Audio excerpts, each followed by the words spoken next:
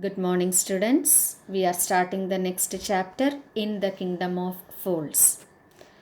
This is a Kannada folk tale taken from A.K. Ramanujan's Folk Tales from India.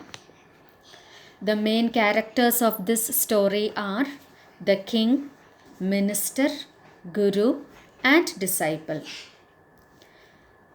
In addition to these main characters, we have a few other characters also in the story.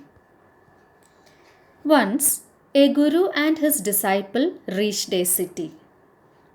It was a beautiful city and it was broad daylight, but they couldn't see anyone there.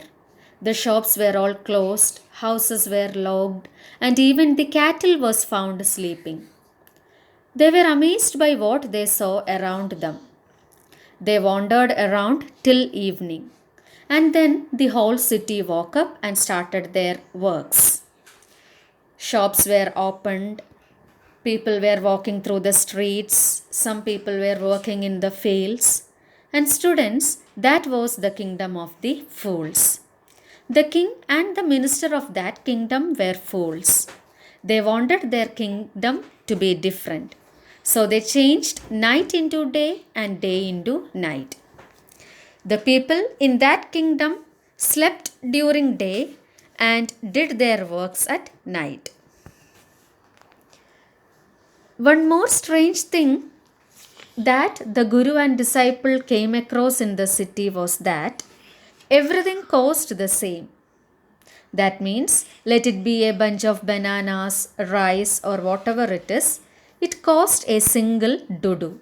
Dudu is a Kannada term for money. The guru and the disciple were delighted hearing this. For 1 rupee, they could buy whatever they wanted. The guru realized that it won't be good to stay there for long, but his disciple wanted to stay there. He only wanted good, cheap food. The wise guru reminded his disciple that it is impossible to predict what the foolish king and minister will be doing next. But the disciple didn't listen to the words of his guru. And finally, the guru left the place alone. The disciple stayed there, ate food, and grew fat like a bull. One day, a thief entered into a merchant's house. While he was robbing, the wall of that house collapsed and fell over him, and the thief was dead.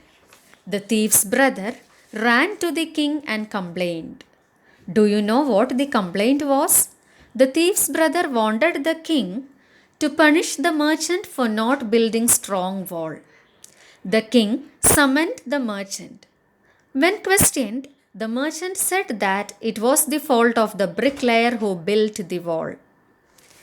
Soon, the bricklayer was brought to the palace.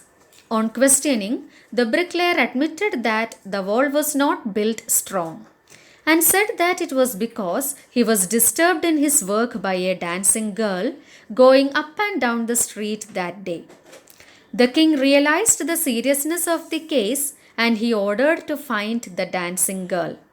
The dancing girl, now an old woman, was brought to the king.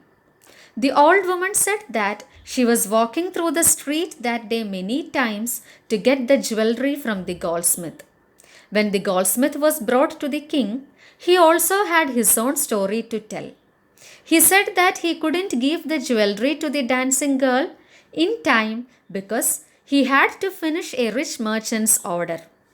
The king asked the name of that merchant. And students, do you know who the merchant was? He was the original owner of the house whose wall had fallen. Now, the king thought that justice had come full circle. Can you guess what the king will be doing next? For that, you have to wait till next week.